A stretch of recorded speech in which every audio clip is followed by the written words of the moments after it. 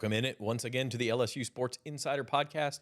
Today's Thursday, May 1st. Zach Ewing with our LSU football beat writer at The Advocate, Wilson Alexander. And it is May, which means that we're 3 months from training camp and 4 months from the season, I think. That's how we think in terms of the calendar around here. Yeah, it's all, I mean, it feels like once basketball ended and the NFL draft ended and all that, like obviously right now it's baseball season. Mm-hmm. That's what the LSU fan is going to be focused on, and rightfully so. There's a lot going on with that team.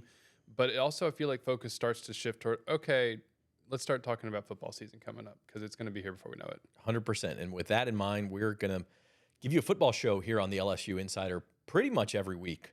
I'm not going to say we won't take a week off here or there in June and July, but there are times I'm traveling. Yeah, we'll be abroad. We'll be we're not crazy, but we are going to give you a show almost every week. We've got a list of topics to talk about. I think some of them are pretty fun. We're starting with one today, and that is, where does Garrett Nussmeier fit in the hierarchy of SEC quarterbacks? Is he the top quarterback in the SEC? And there's I think a really strong argument that he is. And a couple of guys who you could probably argue belong in the conversation with him, and we'll see what happens in the fall.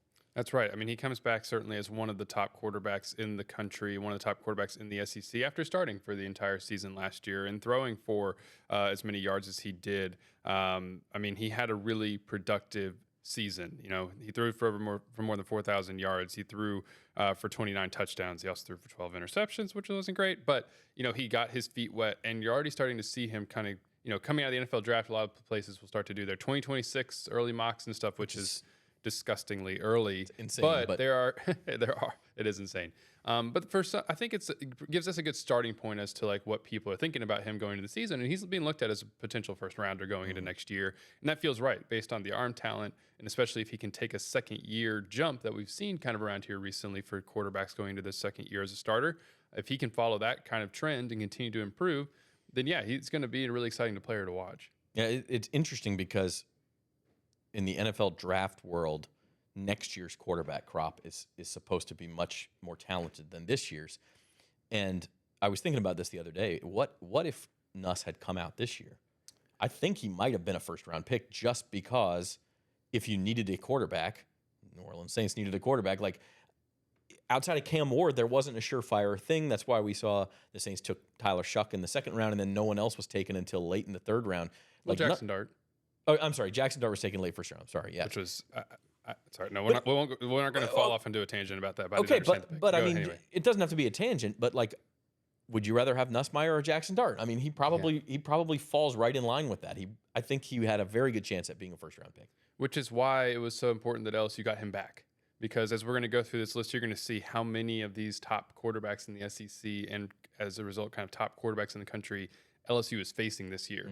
You got to be able to go toe-to-toe with a lot of these guys. And Garrett Nussmeier seems like he'll be able to do that if he can continue to develop. And so it was crucial that LSU got him back. And so now that they did, you're able to build on everything around him in the system, bringing all this talent around him that he can then work with throughout the offseason instead of trying to bring in a new quarterback along with some new receivers and new offense. That'd be too much. So for LSU to be able to have him back, that was crucial. And you know, he's going to have a chance to be one of the top quarterbacks in the country. And, you know, if he plays really, really well, then maybe he'll even put himself in the Heisman conversation. I think he's certainly in that. We talk about that throughout the summer too. I think he's the second betting favorite in the Heisman Trophy conversation behind only another SEC quarterback, and that's Arch Manning of Texas, which I know you have some thoughts about. But, I mean, look, the whole Bryce Underwood saga, like, hurt for LSU, but it would have hurt a whole lot more if you hadn't gotten news a couple weeks later that Nussmeier was coming back. Like, that makes the whole Underwood thing seem like it's more just water under the bridge. Like, hey, that happens in recruiting and NIL, but we've got our guy for at least for 2025. Yeah, I mean, the thing with Bryce was always this hurts you for 2026 and beyond. Mm-hmm. This blows up your succession plan for Garrett Nussmeier because Bryce Underwood was not going to play a significant role as far as we could tell in 2025. I guess we'll never know. And obviously, oh my gosh, then if Garrett had struggled at some point, the calls for putting in Bryce would have been very, very loud. But it was really more about, okay, now we'll get to this much later in the year, but what LSU does at quarterback in 2026 and beyond is a huge question mark. But for 2025, it was always going to be Garrett Nussmeier, as long as he came back, was going to be, you know, your starter. And so here we are. So the two things with Nuss, his interceptions, you mentioned 12 interceptions, and also he's not much of a running threat, which is something that LSU, may try to change this year. I don't think he's going to go run for 500-600 yards or anything, but maybe as long as he's a threat once or twice a game with his legs, that could be a difference maker too. That's been a big focus for him this offseason, has been that running threat. I mean, we actually saw it a couple of times in spring practice. You and I talked about this on the pod a few weeks ago. I mean, we saw him use his legs at times. Joe Sloan said it himself. He's not going to be a 1,000-yard rusher. To your point, I feel like his max would be for like 200 yards with sacks included. Like might be generous. But that's 20 yards a game. That makes a difference. Yeah, then that's probably too much. But to your point, I think if there's a broken play, there's nothing downfield, and he picks up 7 yards and runs out of bounds 3 or 4 times a game, like kind of like how he did at times the second half of last season. Like we saw, like he had a big pickup with his legs late in the Ole Miss game on that game-tying touchdown drive in the fourth quarter. We saw him use his legs once against Arkansas a little bit. Like if he can just do it here and there, and especially in situations like in the red zone, if it's something's open for him to keep on his own read or to just scramble as he rolls outside the pocket, then that will keep defenses on their heels and continue to make LSU a more dynamic offense. And that's definitely been one of the things for him this offseason, is kind of improving as the run threat. And the other thing has been the decision making, which has always been, we know that Garrett Nussmeier likes to sling it. And last year that got him in trouble at times. I mean, 12 interceptions was way too much, and he had a couple fumbles too. And that's going to be a big thing for him, is just continuing to clean up that decision making. One of Jaden Daniels' best attributes was that he did not turn the ball over. He just does not do it. Outside of one season at Arizona State, which he threw 10 interceptions. Like he came to LSU, very low interception totals. I don't think that Garrett's ever going to quite get to that, but if he can just throw like 7 interceptions, maybe even 8 is okay, then it's still kind of on the high end, but that's probably tolerable. It's a heck of a lot better than 12. So that's probably what you're trying to get to with him. Yeah, if he's going to make anything close to that Joe Burrow, Jaden Daniels leap, that's what he's got to work on, is the turnovers have to come down. The other thing, real quick, just is the accuracy in the deep passing game. There were some throws that Garrett missed last year. I mean, his arm talent is incredible, but there were some throws that he missed deep last year. And we also saw this spring, when we were able to see it, there was limited opportunities. But him and LSU's receivers, it seems like the timing just wasn't quite there on the deep balls. The connection wasn't quite there. In spring practice, we saw it in particular in their open practice in Tiger Stadium, just was not hitting on those deep shots down the field. And some of that might have to do with the fact that they brought in a whole lot of new receivers. He's got to continue to kind of get on the same page with some of these guys and continue to work on that. But that's just something that you're going to have to kind of monitor as the season starts, has that improved, because it needs to for LSU's offense to take a step forward. Yeah, just about consistency. So, okay, where does Garrett fit in a ranking of SEC quarterbacks? And instead of going through a complete 1 through 16 ranking and having a 2-hour podcast about guys, we honestly, some of them haven't even seen play very much. What you did, Wilson, is go through and put the 16 SEC quarterbacks into tiers for the 2025 season. And so we're going to go through these tiers, and I'm going to push back a couple of places, and I know you have a couple of rants, so this should be a lot of fun. So let's start with tier number 5. This is the bottom tier, and the guys you have in this class are Bo Prabula of Missouri, Joey Aguilar, Tennessee, who takes over for Nico Iamaleava, who transferred to UCLA infamously, Blake Shapen of Mississippi State, Zach Calzada of Kentucky. So these guys, with the possible exception of Shapen, who played a little bit at Mississippi State, like they are unproven. Joey Aguilar, I believe, was at App State, comes over to Tennessee. Bo Prabula was Penn State's backup. He started like 2 games when Drew Aller was hurt at Penn State. And then Zach Calzada comes from Incarnate Word, I believe, and was at Texas A&M before that and kind of struggled at Texas A&M, had huge numbers at Incarnate Word, like Cam Ward did. So you could kind of see, some upside in these guys, but they are unproven. Yeah, I think that's a great way to summarize sort of what you have in this tier. Like a guy like Aguilar, I mean, he threw for 3,000 yards at App State last year. He also threw 14 interceptions at App State. And it's almost interesting for Tennessee. It's like, okay, you can, I think, fully understand why they didn't bite on the reported, sort of contract negotiations that Nico was asking for, more money when he hadn't really proven himself as a top tier SEC quarterback. If we were putting him in these SEC tiers, he'd probably be somewhere in like the third or the I wouldn't even probably say the second. He'd probably be in the third tier of SEC quarterbacks that we'll get to later He was on. fine. Yeah. And so now it's like you basically traded Nico and Joey Aguilar. Did Tennessee upgrade? I don't know that they did. You got a guy who's going to be coming into a system in the middle of this, like after spring practice, in the middle of the offseason. So he doesn't have a whole lot of time to try to pick it up. And Tennessee could end up maybe going, in a different direction with somebody who they already have on the roster. But, you kind of bring in Aguilar figuring he's going to be the starter. And so he's got to pick that up quickly. And he was good at App State, but he wasn't fantastic because of all those interceptions. Mm-hmm. So that's why we kind of have him in tier 5. Prabula is interesting. And you might have some more thoughts on him as somebody who went to Missouri yourself, maybe.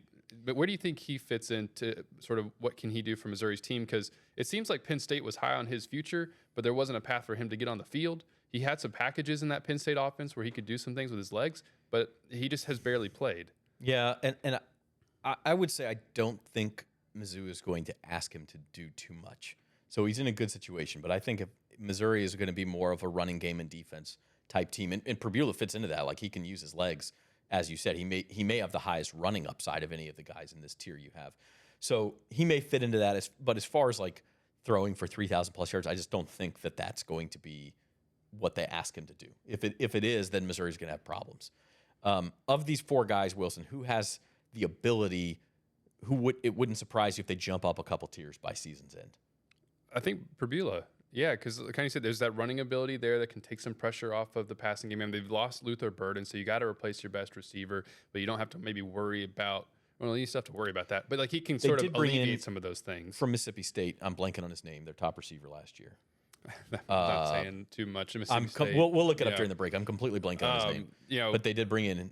They do have some receiver talent. Yeah, too. Because though.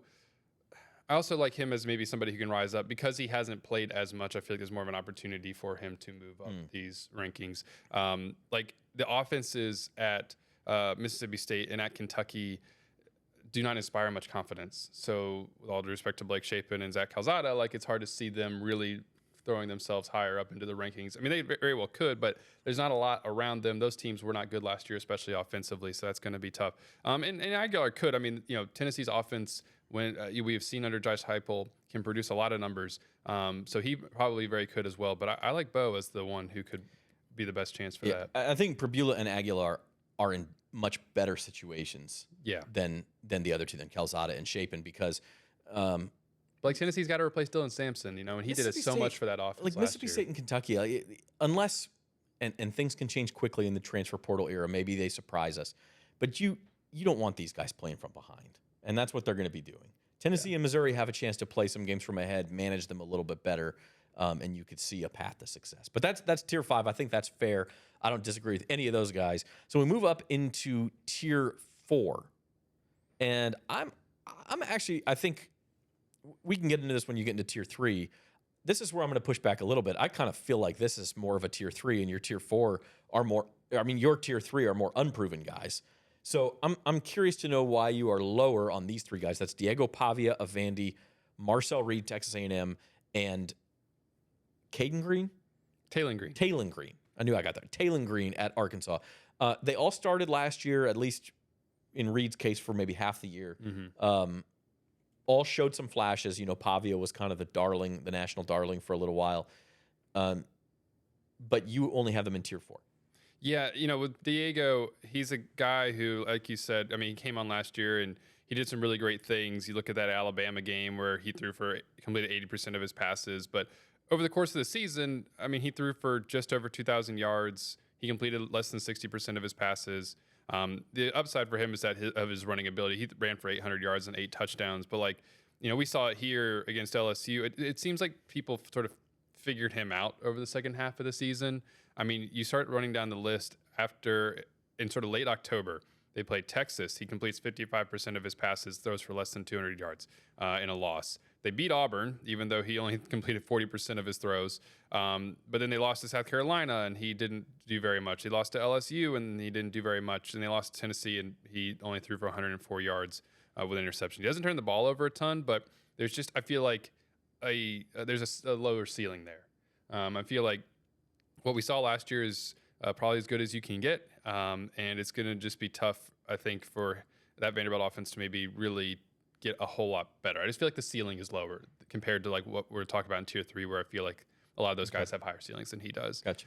With Marcel Reed, it's just the improvement of as a passer has got to come. He tore LSU up when he came in the second half of that game. Most of that was as a runner. Was an effective runner, but not nearly as sort of explosive at times against in the rest of his schedule. I mean, he would have some long runs, but then also like he averaged 3.1 yards a carry against Auburn in that 4 overtime game. And I want to see more out of him as a passer. The stats were fine, but the pure passing ability, I think, just needs to continue to improve. There's probably an argument for him to be in the 3rd tier as I think about it, but we're going to stick to our guns. He's the guy of these 3, I think, to answer the upside question, like he's the one you could see making the leap. Yeah, especially with Texas A&M has brought in a lot in terms of receivers in the portal, and he could very well, I think, maybe move much higher up in these tiers, in these rankings as the season goes on. We should probably revisit this in like week 4 and like week 8 and sort of see how things compare and where guys have moved around. Honestly, even like the week before the season, some of these lower guys may not even win the jobs. Like you don't know, or there's injuries in camp and things like that. But you're right. It'll be interesting, like when conference play really gets going on a week by week basis, how we view these guys. Yeah, and Taylon Green is another one. I mean, he had a good year last year as Arkansas's starter. At least, especially sort of like when you think about what did Arkansas need from its quarterback and what was maybe the strengths and weaknesses of that team. I mean, he threw for over 3,000 yards. He rushed for 8 touchdowns and 602 yards on the ground. The problem was he threw 9 interceptions, and there were a lot of games, again, kind of in that second half of the season where he just sort of faded. He only threw for 158 yards against Ole Miss and a big loss there. He only threw for 149 yards against Texas. I mean, it just sort of hit a wall, I guess, maybe, and that the whole Arkansas sort of team did there and at times last season. He lifted them a lot, after transferring over from Boise State. But, and he could be somebody who continues to move up in year 2. But I thought of this tier 4 as guys who are like returning starters who I feel like have more development that they need to make and maybe have a little bit lower ceilings than some of these other guys. That's kind of how I thought of this 4th tier. But that's not to say they're not going to be productive players. Yeah, it's interesting. They're all mobile guys who can hurt you with their legs, but have had some consistency issues, some accuracy issues. Their completion percentage is, I think, sub 60% for all of them, or close to it. So yeah, I can buy that. Before we take the break, I do want to get tier 3 in because I think there's some connection here. And again, it depends on how you look at it. Like those guys in tier 4 are more proven. They've all started in the SEC before. Again, with Green and Pavia, it was a full season. With Reed, only about half a season. But we saw them play. We know what they are. They're a little bit more sure things. So we go into tier 3. These are guys who haven't played as much. And you've got 4 here. It's Gunnar Stockton of Georgia. He did play in the SEC championship game and in the Sugar Bowl when Carson Beck was hurt. You have Ty Simpson of Alabama. You have Jackson Arnold of Auburn, who has the most experience of any of them, starting at Oklahoma, but it was not good. Yeah. And now he's gone to Auburn. And then Austin Simmons at Ole Miss. Yeah, I could understand why a lot of people would have questions about this one. But I think to your point, you can kind of see the theme here is that I feel like there's a higher ceiling for a lot of these guys.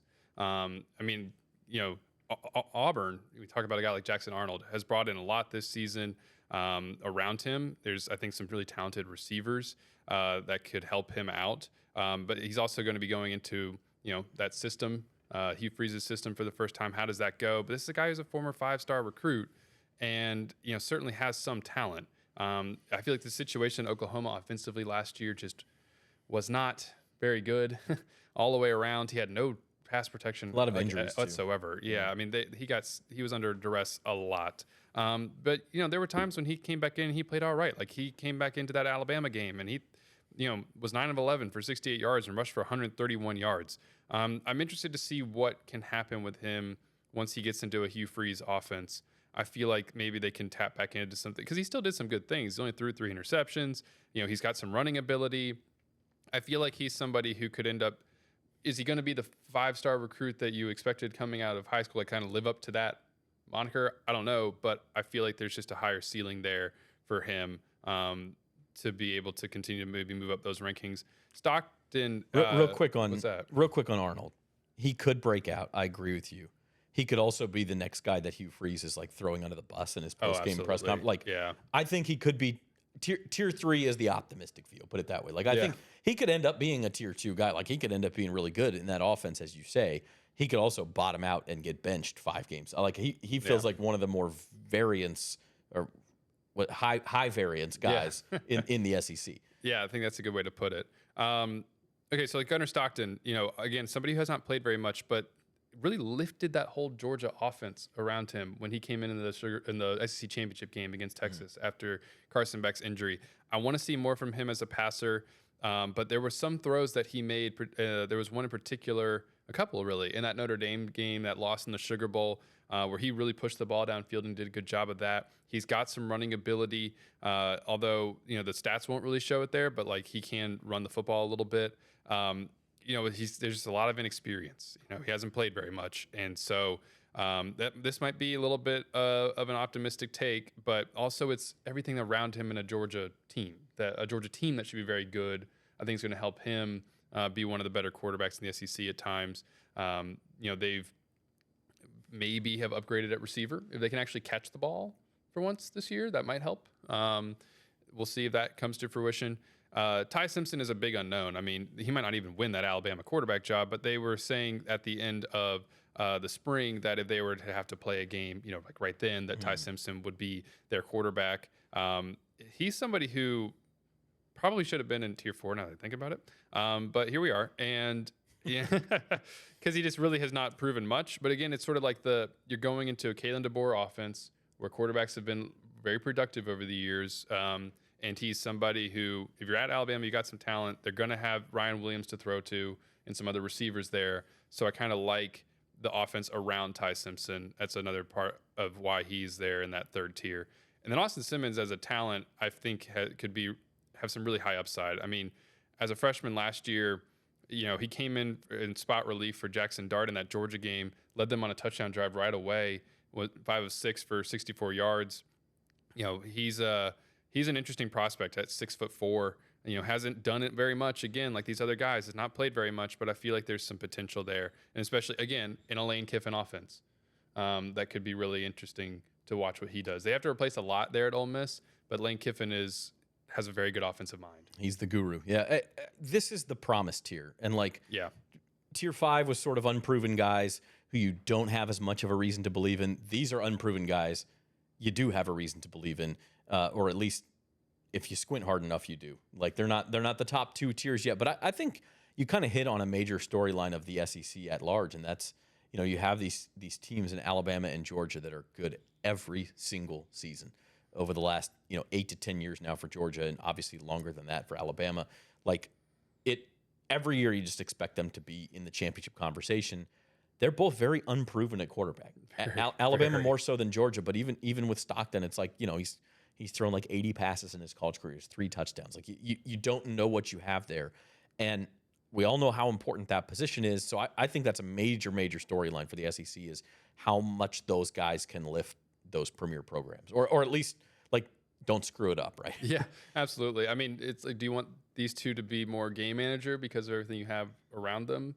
Or do they really need to sort of, in their first year as full-time starters, be able to sort of take over games? It's going to be interesting to see what Georgia and Alabama try to expect of them and put on their plate as first-time starters managing an offense. But to your point, yeah, I mean, these are 2 of the perennial contenders, and they both have to replace quarterbacks. Although they're replacing quarterbacks who had issues at times last year. Sure. I mean, it's Carson Beck not with like his they were like interceptions and replacing Heisman winners. Right? Yeah, and Milroe with his issues as a passer.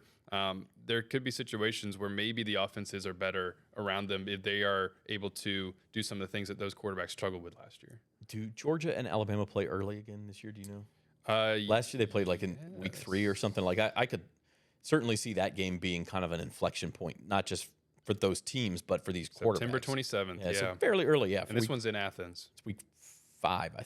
I think that's week 5. So it's not. It's almost midway through the season. But anyway, it'll be interesting to see. And I think you could throw the same concept out about Simmons. Like Ole Miss has a lot of talent still.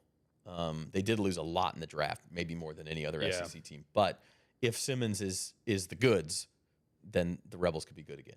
Yes, exactly. I mean, I think we're at that point with Ole Miss and with Lane Kiffin where you trust that he is going to have an offense put together and that like they aren't going to just slide back to like 7-5.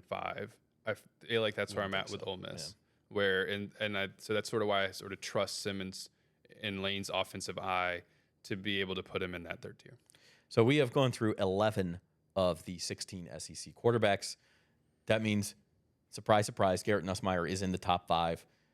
Pretty clear he's better than all 11. It would be a surprise if any of these 11 guys ended up having a better season than Garrett Nussmeier. Agree? Agreed. Oh, absolutely. I mean, with everything that he's got a lot of offensive weapons around him. The thing that we'll talk about a lot with LSU is, does he have enough time to get to those guys to work through his progressions? But because of the arm talent that Garrett has, the experience that he's bringing back, we've talked about, I feel like, yes, he is better than a lot of these guys in the SEC. I mean, and we'll see exactly where he lands in these tiers, I guess. All right. So we'll take a quick break. We'll be back in 30 seconds, and we'll do Wilson's top 2 tiers of SEC starting quarterbacks right after this. There's no better place to parlay than Caesars Sportsbook. With quick picks, you can tap right into pre-built, ready-to-bet parlays right from the home screen. And if you miss tip-off, no worries. You can play same-game parlays live during the action. Plus, it's never been easier to find and bet on the biggest matchups of the day, so you can keep up with all the action. Caesars Sportsbook, proud partner of the NBA and the only sportsbook app with Caesars Rewards. Download it today. Welcome back to the LSU Sports Insider Podcast. Zach Ewing with Wilson Alexander. Encourage you to subscribe to our LSU Sports Insider Podcast on YouTube. That is the best place to view the podcast. You can, of course, listen to it on Apple Podcasts or Spotify. But if you want to see our smiling faces and you want to get in on the comments action and all that kind of stuff, subscribe to the YouTube channel. Doesn't mean you can't still listen to it audio if that works for you, but go subscribe to the channel and you can catch us, and we'll have other videos besides podcasts too. So encourage everybody to do that and ask you to hit that like button for us. Okay, we are into the top 2 tiers of SEC quarterbacks, and I think the 5 guys that we have left are, I don't know about a consensus top 5, but certainly the 5 who are going to get the most hype going into the season, and the 5 who have a chance to really lift their teams to special seasons. Yeah, when you look at kind of around the country, I feel like consensus isn't a bad word for it. I mean, when you look around a lot of the top 10 lists, top 10 quarterback list, you're going to usually see these 5 guys in there. Mm-hmm. Not every single one of them. Sometimes it depends on a person's opinion, but I feel like these are, the 5 that we have left are definitely the top 5 quarterbacks going into the season. And let's remember these tiers. This is all sort of how we see it going into the season. And it depends on a lot of what you did last year, what's around you, the kind of talent that you have at quarterback. But all this can change as we start to get into the year. It just feels like this is sort of everybody's starting position. Yeah. SEC media days, they'll do preseason all SEC team, first team, second team, third team. The 3 quarterbacks on those teams will be in these 5. And every year, though, you look back at both the preseason all SEC teams and the media poll, and you go, how did that guy make it? Or how was that team picked 3rd or 13th or what, there's always surprises. So we don't know everything, but going into the season, this is where we're at. Tier 2. Now, this is where you break from consensus, though. You've got Arch Manning in Tier 2, along with John Mateer of Oklahoma. A lot of people say Arch Manning, we talked about this, he's the betting favorite to win the Heisman Trophy. He is, now, I think that you could actually say he's less likely to come out of college next year and even be in the NFL draft. But if he is, he's a consensus top 5 pick in the NFL draft. In your eyes, Wilson, we're moving a little bit too fast with this thing. We are, and that's why I have him in the 2nd tier along with John Mateer. That kind of rhymed. Is because he hasn't played a ton, and he hasn't played in really crucial snaps in high pressure games. I mean, he would come in spots. We saw him at very briefly in the SEC championship game and in the college football playoff, and it was to try to run the football, and that was to mixed success. I mean, he got the majority of his playing time against Mississippi State, ULM, and UTSA. Those aren't exactly the most difficult opponents in the world. And while he played very well in those games, especially against Mississippi State, that wasn't a good Mississippi State team. Well, how is that different than Zach Calzada doing it for App State? Like, those are the types of teams you're going to, well, Mississippi State maybe not, but the other, like, ULM is the type of team App State plays. They're in their same conference. Like, we haven't seen him do it. I remember he came in the first time Texas played Georgia, and Georgia was beating him in Austin, and I think Steve Sarkisian was looking for a spark, and Arch came in. I think he lost a fumble. Yep. And that was kind of a he looked a little bit shell-shocked. Yeah, I mean, he fumbled a few times. Yeah. We'll see. And that doesn't mean that he can't get better. He's a talented guy. Well, he was against both Georgia and Florida, and he was almost the same stat line against both teams. 3 of 6 for 19 yards. Yeah. It's not. I actually agree with you on this one, and it's not the conventional take, but like, we got to slow down a little bit. If his last name, if he was Arch Johnson or Arch Williams or something, like, would he be getting this kind? Of course, he wouldn't be getting this kind of hype. And I just don't. It doesn't mean he can't be a very good player. He was a very good prospect coming out of Country Day, like Newman. Thank you, Newman. He's going to be good. Is he going to be All-American good? That's I think that's a fair question. That's where I'm pausing. I'm just not ready to buy into that yet. And I think that anybody who listens to this podcast regularly, or maybe just has listened to this podcast, can kind of tell, like, I value experience. I think that matters. Having gone through an entire SEC schedule before, or at least the majority of one, kind of make a difference. So even a guy like Arch, who has, we saw arm talent, we saw the ability to run the football. We see a guy who's 6'4" and 225 pounds who can, you would think withstand and hold up over the course of a season and do a lot of different things in that Texas offense. With a guy like Steve Sarkisian as your coach, who has a really great offensive mind, there's a lot to like there. But he has barely played, so he's going to be getting thrown into games that in situations that he's experiencing for the first time, which is maybe the whole reason why it seems like he might not come out after this season. And maybe he goes back to Texas to continue to develop and get used to the speed of the game. We talk about, Garrett Nussmeier a lot. Well, just being, because we cover LSU. I don't know that, Garrett was not as highly rated as a prospect as Arch Manning, but the thing that people always talked about was Garrett's, arm talent and all this stuff. He has a lot of the tools to be able to succeed. But he struggled at times as a first-year starter, especially in those high-pressure moments with some of those turnovers. That's kind of playing into Garrett's tendency. We don't know that Arch has that same sort of tendency. But there's always something to be said for having experienced that before, and Arch hasn't gone through that. So I just feel like it's premature to put him in the first tier of SEC quarterbacks when he has not gone through an entire year as a starter yet. Now, I will say he's going to have a good O-line. He's got good weapons. They've got a good defense. We talk about being in a good situation. They were placing a lot at receiver. That's true, but I feel like they had a lot of depth last year too. Now, but to your point, the Mannings, this has been a theme. This happened with Peyton and Eli. They went to Newman. They stayed in college. Arch went to Newman. I wouldn't be surprised if he stays in college. Like, even if he has a good season, I don't know that he's coming out. So we need to pump the brakes and all that stuff. I don't know. I think he's going to be good. Is he going to be that good? I don't know. Now, your other guy in Tier 2, completely different situation. This tier does not have a theme.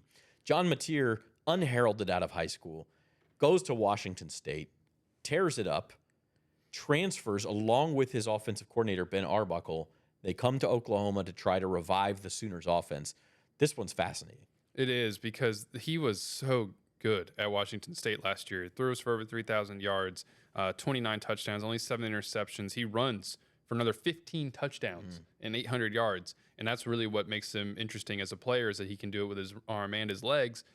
But Washington State had the 105th toughest schedule in the country, according to ESPN. He is going to be taking a large step up in competition from Washington State to Oklahoma and the SEC. Who had the lowest ranked strength of schedule in the SEC last year? In the SEC. I'll bet you it was like... You're going to have to give me a minute to pull that one we'll give you a minute. I'll bet you that it was at least twice that high. Like, if that was 105, I'll bet it was like in the 50s. Man. It might have been Missouri. Missouri didn't have a very good schedule last year. Yeah. It's going to take me a minute to pull up. Yeah, so we'll you're going to have to bear with me on that one. I'm not really sure. We'll table that for now. By the way, I said we would look this up in the break. The receiver I was talking about who transferred from Mississippi State to Missouri was Kevin Coleman. So for the record on that one. But yeah, John Mateer, Washington State's playing at a higher level than App State and Incarnate Word and some of these other transfers that we're talking about, but not a lot higher level. I think he's a very promising, and Oklahoma's got a good defense. Brett Venables is obviously got them humming on that side of the ball.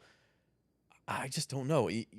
Again, major themes for the SEC season, whether this works in Norman. Oklahoma could be a SEC championship contender, or they could kind of be an also-ran again. I could see either thing happening. Yeah, absolutely. Also, to answer your question, hang on. I'm almost like scrolling through this. Is this right? Ole Miss, the lowest strength of schedule according to ESPN's rankings at 37th. Missouri was 34th. Yeah, I mean the number 37 doesn't surprise me. Yeah, so there's a huge difference. You're there. playing good teams every week, and the SEC tore itself up last year. That might be part of it too. But anyhow, where did we leave off? But just with Mateer and high variance guys like. I can't remember who I was saying was the highest variance guy previously, but I think Mateer takes the cake in that. Yeah, he discussion. could because, also Oklahoma has brought in like Jaden Ott from Cal, running back. Like they have some other weapons there now that are really interesting. But, that backfield could be – they're doing all they can to revive an offense that was just awful last year. But is it going to work? Like in the first year of a system, in the first year of all these things together, like can it mesh? Can you get that cohesion to happen pretty quickly? Is going to be a huge question. But we saw, the year before, Cam Ward tear it up at Washington State, and then, go and have a fantastic season at Miami and turn into the number 1 overall pick. So that it can happen. It's just that having him in tier 2 is more like, okay, he has taken a huge step up in competition here. There's a lot that has changed around him at Oklahoma. So I feel like the upside is really, really high. But again, like there's questions that he kind of has to answer, and I feel just a little bit more comfortable putting him in that second tier to get started for the season. Yeah, and I think this is almost as much of a Ben Arbuckle conversation as it is a John Mateer conversation. Can he come into the SEC and have his offense work with his guide quarterback? So interesting thing we'll see. I mean, LSU plays Oklahoma this year, so that'll be interesting too. Well, okay, here's a question. Does the LSU-Oklahoma game, because that ends the season again, this time in Norman, does it determine if someone goes to the college football playoff, one of those two teams to the college football playoff? Sounds like another podcast, but I'm going to go with that. At least for LSU, I think LSU is still in the conversation at that point. And I wouldn't be surprised, again, if Mateer works, then Oklahoma could easily be in that discussion too. I don't think that's far-fetched. All right, we'll see. So we'll see. Okay, from Mateer to top tier. Nice. Yeah, I had that one saved. The 3 guys who you have listed as the top quarterbacks in the SEC this year, Garrett Nussmeier is one of them. The other 2, I think if we had gone back a year ago and said DJ Lagway and LaNoris Sellers are going to be 2 of the top 3 returning quarterbacks in the SEC, we would have gotten a lot of strange looks. But they both came in last year. And they were really good for Florida and South Carolina, respectively. They really were. And Lagway, you could have believed. I mean, he was a 5-star coming out and all that. But it took an injury for him to even get on the field, though. That's right. Yeah. And let's start with Lagway because the arm talent is really enticing. I mean, we saw it, I think, in particular in the LSU game. We saw it against Ole Miss as well. Now, there are things he has to improve, but he made some throws in those games. And especially, against LSU, he was playing on one leg that were really impressive. Fitting balls into windows deep downfield that not a lot of guys can do. And everything around Florida just improved when he came in. Remember how they started the season was really, really bad. And they improved over the course of the year. And a lot of that seemed to have to do with having DJ Lagway at quarterback. If he doesn't get hurt in that Georgia game, they are probably, I don't know if they're winning the game, but it's tight. They're making it becomes a lot tighter. So Lagway, it's just so much impressive with the arm talent. He's not a huge runner, but he's mobile enough in the pocket. I wouldn't really describe him as a dual threat quarterback, but somebody who can at least sort of manipulate space well in the pocket and buy himself enough time to find guys downfield, work through his reads. You're going to say, well, he threw 9 interceptions. What do you mean? He is in this top tier. He was second in yards per attempt in the country behind Jackson Dart, Like, he throws the deep ball as well, pushing as it down the anybody. field. And he can be explosive. He has a lot of arm talent. And when you think about somebody now going into their second year, really as a full-time starter, I think he only started about 6 games last season, had some injury concerns. This is somebody who's already coming back as one of the most talented quarterbacks in the SEC, but could really establish himself in this top tier if he is able to, stay healthy throughout the season. I think that's kind of the big thing for him. Last year he had that hamstring, and then now even this year it is a little bit of something. It's something to keep an eye on. Is he hasn't been throwing. He hasn't been a full participant in Florida spring practice. With a shoulder issue. So that's going to have to be something that we just kind of keep an eye on going into the season. And it's also really relevant for LSU, that thing right there, because LSU plays Florida early this year.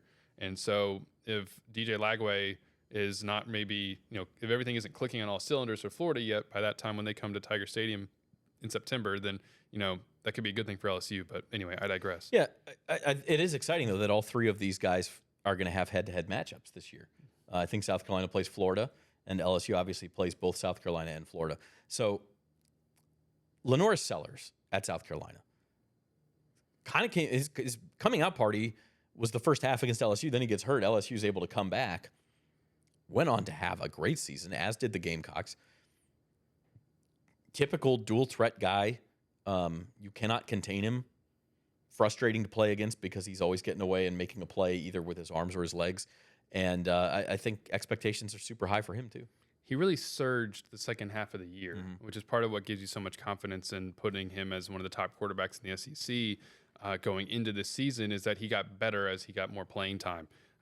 He was a capable passer. I mean, especially at times in that Missouri game, throwing for 5 touchdowns. It was unbelievable. Yeah, and he rushed for 674 yards and 7 touchdowns on the season. LSU was really, really struggling with him. You remember that run up the middle for a touchdown early in that first half until he got the ankle injury at the end of the first half. And as you said, it allowed LSU to kind of get back in the game. I don't think LSU wins that game if he doesn't come out. So, they barely won it anyway. That's right. So, he got better and better. He cleaned up his mistakes as he got through the rest of the season. There are things he probably has to continue to improve upon as a passer, but his ability is really intriguing. He's appearing on some top 5s of potential of those early 2026 draft mocks that we were talking about earlier. He's a potential really high pick next year if he continues to develop. And the way a quarterback like that can kind of lift everything around him, he's going to be one to watch because he's an exciting player. He's got good size. He's got better size than you think. I don't know how tall he is exactly, but he's 6'3", 242. I mean, he's a hard to bring down. Big guy with speed and a good arm. I will worry, and if there's a guy in this top 3, you can disagree with me if you want, who has a little bit of regression potential. I think it's LaNoris Sellers. South Carolina played from a lead a lot last year, and Sellers played very well. When they did not have the lead, like the Ole Miss game, he did not play nearly as well. And so I think that he's going to have to show some growth. South Carolina lost quite a bit, especially on the defensive side of the ball to the draft. So, is the team as good? Is he going to have to put them on his back more? I mean, he's really going to have to take a step. Yeah, I mean, South Carolina's going to have to replace its running back too, and whose name is suddenly escaping me. I'm sorry about that, but he's Rocket Sanders. He was really good at times last year and was throughout his career in the SEC at both Arkansas and South Carolina, and so. Yeah, he's going to have to be able to carry probably more around him than he did even at times last year. South Carolina's receiver talent needs to get better. Guys like Nick Harbor need to begin to actually really emerge for them to be able to take a step forward. But I feel like going into the season, he's somebody who did enough last year to make himself one of the top quarterbacks in the SEC going into the year. And we didn't rank these 3. We're going in them in this order. I was just about to ask you to do it. No, you're not going to bite? No, I'm not going to bite. We're putting them in the tiers for a reason. We didn't rank 1 through 16. I think that's too tough. But to really do. But he's in that conversation as one of these top 3 guys. I do think if you had to rank them, I really think the safest choice for number 1 in the SEC is Garrett Nussmeier. I mean, he does not bring the dual threat element these other guys do. He maybe doesn't have quite the upside that Arch Manning does. I wouldn't be surprised if any of those guys end up as the SEC's best quarterback. But as far as just a safe pick to say, I know his floor is high. Garrett Nussmeier is not going to be bad. And he has the potential to go throw for, 4,500 yards and 30-something touchdowns, lower the turnovers, and really become a star and take, like we said, that Burrow or Daniels leap. I think Garrett is the best combination of, a higher floor and a higher ceiling of any of these guys, in my opinion. Yeah, he's also. I mean, he did it a little bit more than LaNoris Sellers did last year as a passer in particular, throwing for 4,000 yards. I mean, he was 5th in passing yards per game. He was a big part in the country. Part of the reason was because he was 2nd in attempts because LSU couldn't run the football. But like we were talking about earlier, I mean, he's got to improve the completion percentage. He's got to improve the deep ball accuracy. He's got to run a little bit more. Like there are very much questions about this guy going into the season that he's got to answer for him to become throughout the season surefire best quarterback in the SEC. There's also going to, as I mentioned earlier, a lot of it really is going to depend on how much time LSU's offensive line gives him. Garrett was good last year at moving around in the pocket. We talked about this with Lagway a second ago. Garrett's ability to maneuver within the pocket and avoid the rush he does that at a really high level. To your point earlier about his athleticism, is not necessarily always noticed because he isn't just taking off and running, but he's a guy who can do that with his legs. And then he can also, I think, if he can just like stop being so hesitant about it, he can pick up some yards with his legs as well on the ground and extend plays and maybe turn some broken plays into positive gains with his legs. And so, yeah, I like what you said there about the high floor with a potential for a very high ceiling. It's all there for Garrett Nussmeier, which is why he's in that first tier, because he already has a 4,000-yard passing season. He threw for almost 30 touchdowns. There's throws that he made last year. You think about that touchdown to Aaron Anderson, in the fourth quarter to tie it up against Ole Miss. There was one down the sideline against South Carolina for like a 44-yard game where he dropped it into a bucket. He makes some really impressive throws. He's just got to, and we've kind of talked about this his whole career, but that became much more evident as his first time as a starter. He's just got to be able to harness that a little bit to balance it with good decision making. But if he does that, then we're talking about a guy who has the potential to be, if we were to revisit this and actually rank them at some point in the season, to be that number one quarterback. Yeah. But I don't, it might sound biased because this is an LSU sports podcast to think, Garrett Nussmeier is the top returning quarterback in the SEC, but he's proven it a little bit more than a lot of these guys. It's a fascinating discussion to me, and that's why I think this made for a good podcast topic, because you could make an argument for any of those 5 guys. Do you want the dual threat capability, the upside of Lagway or Sellers or Mateer? Do you want the promise and the pedigree of Arch Manning, or do you want the guy who's actually done it in the SEC at a high level in Garrett Nussmeier? And even, again, going down, Austin Simmons, we don't know what he is. Ty Simpson, Gunnar Stockton, even going further down the board, there's some names down there who could pop up and get into that discussion too. So I really think it's a fascinating discussion in the offseason, and I'm excited to see how it turns out. What is very clear after, I think, going through this exercise is that the quarterback play in the SEC this year should be a lot better than it was last season. Yeah, I agree. LSU was not, why did I say LSU? The SEC as a league did not have the level of quarterback play that it really needed to go and win a national championship. Now, you might say, like, what do you mean? Riley Leonard and Will Howard were high-level quarterbacks? Well, no, not necessarily what I'm trying to say. But where it had been like the season before, with a guy like Jaden Daniels as the Heisman Trophy winner, it did not live up to what it has been at times over the past decade. It was a down year for quarterback play and for offense as a whole in the SEC last season. But now when you talk about all these guys being in the mix, a lot of them returning starters or coming back to the same team like Stockton or Simpson at Georgia and Alabama, respectively, the quarterback play in the SEC should be a lot better than it was last season, which should make for really an exciting fall as all of these guys go head-to-head against one another, because they're going to do that a lot. I don't know that you had a quarterback in the SEC who could just straight up go win a game for you when you were in trouble last year. Because you would think maybe it could have been Jackson Dart, but we saw him at times in the games that they needed to win. Yes, exactly. That's what I was going to say. I mean, the LSU game, he did not play well enough. And then really in the Kentucky and the Ole Miss game, the games that they lost. The Florida game, the Florida game. Gosh, he threw an interception to triple coverage just in the fourth quarter. Terrible finish. Could not understand. You could argue Sellers did that a couple times. You could argue Nussmeier did it a couple times. But I don't think any of them did it consistently. This year, I think you're going to see some of these guys go win games for teams. And that may mean there's not quite as much parity in the league. I don't know. Yeah, I'm not sure.